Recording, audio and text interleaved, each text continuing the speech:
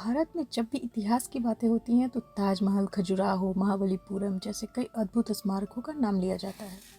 लेकिन एक जगह ऐसी है जो इन सबसे अलग है, एलोरा की गुफा। ये सिर्फ पत्थर की गुफाएं नहीं है, ये वो जगह है जहाँ हिंदू, बौद्ध और जैन धर्म की कलाएं एक ही जगह, एक ही पहाड़ में समाई हुई हैं। लेकिन इनकी सबसे बड़ी खासियत है इनका रहस्य। महाराष्ट्र के औरंगाबाद के पास स्थित एलोरा की गुफाएं देखने हर साल लाखों लोग आते हैं। जब तुम यहाँ पहुँचते हो तो सबसे पहले दूर से ही पहाड़ में काले काले दरवाजे दिखाई देने लगते हैं, जैसे किसी विशाल महाकाव्य की किताब के पन्ने खुल गए हैं। इन गुफाओं में कुल 34 मंदिर और मठ हैं, 12 बौद्ध गुफाएं, 17 हिंदू गुफाएं और 5 जैन गुफाएं। ये सभी 6वीं से 10वीं सदी के बीच बनी, लेकिन आज भी इतिहासकार इसका सही तारीख और निर्माण तकनीक पर एकमत नहीं है।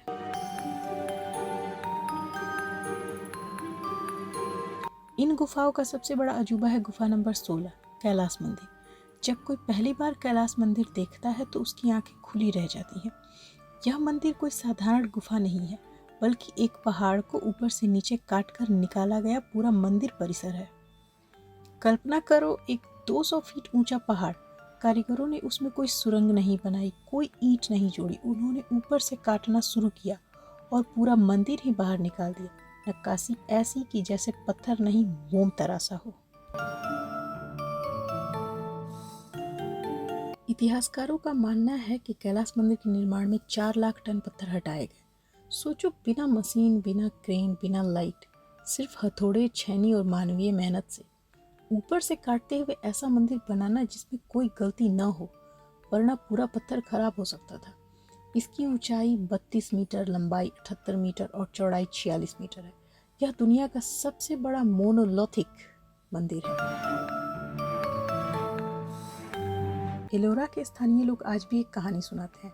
एक बार राजा कृष्णराज बीमार पड़ गए। रानी ने शिवजी से मन्नत मांगी कि अगर राजा ठीक हो जाए तो वह शिव का भव्य मंदिर बनवाएंगी, पर उसने यह भी कहा कि जब तक मंदिर की छत नहीं दिखेगी तब तक वह पानी नहीं पिएंगी।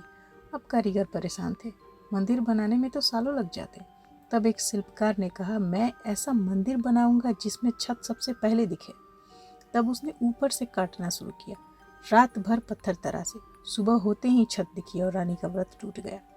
हालांकि इतिहासकार इसे लोक कथा मानते हैं, पर इसका संदेश यही है कि कैलाश मंदिर की निर्माण शैली अद्वितीय थी। राघव, जो इतिहास का शोध छात्र था, जब एलोरा आया तो उसने गाइड से पूछा, इतना बड़ा मंदिर बनाने का कोई दस्तावेज नहीं मिला?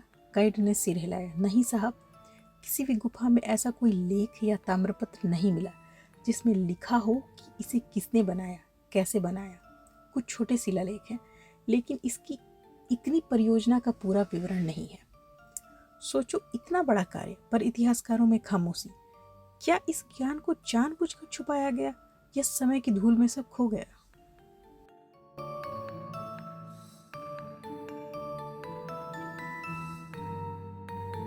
कुछ लोग मानते हैं यह कार्य मानव के बस का नहीं था। उनका तर्क है, इतनी भारी मात्रा में पत्थर हटाना, इतनी बारीकी से बिना मशीन के नक्काशी करना, मंदिर का हर भाग परफेक्टली सिमेट्रिकल बनाना, यह सब संभव नहीं था। इसलिए कई लेखक और फिल्म मेकर कहते हैं शायद एलियंस ने मदद की। हालांकि वैज्ञानिक इसे कोरी कल्पना कहते हैं, लेकिन इसने एलोरा के रहस्य को और भी गहरा बना दिया।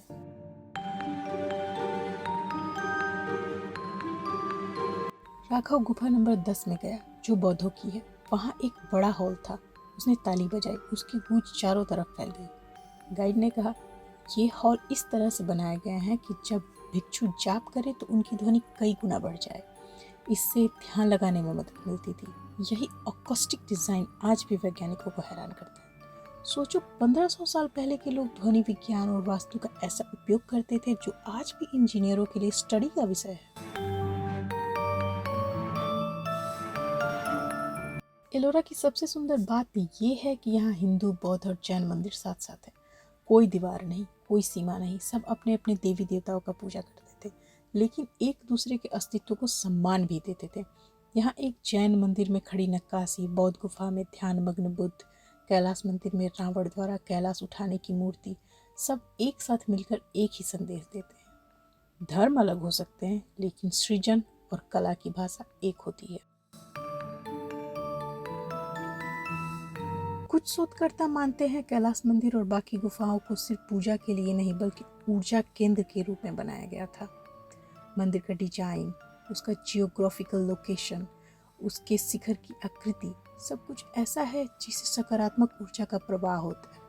इसलिए यहाँ ध्यान करने वाले साधु घंटों बिना हिले डुले बैठे रहते थे। इतिहासकारों का सबसे बड़ा सवाल यही है, जितना पत्थर काटा गया वह गया कहाँ? अगर 4 लाख टन पत्थर हटाया गया तो वह पत्थर कहाँ डाला गया? किसी भी पास की जगह पर इतने पत्थरों का ढेर नहीं मिला। कुछ मानते हैं उसे दूर नदी के किनारे फेंका गया, कुछ कहते हैं मंदिर परिसर बनाने में ही उसका उपयोग हुआ, पर कोई ठोस प्रमाण नहीं है।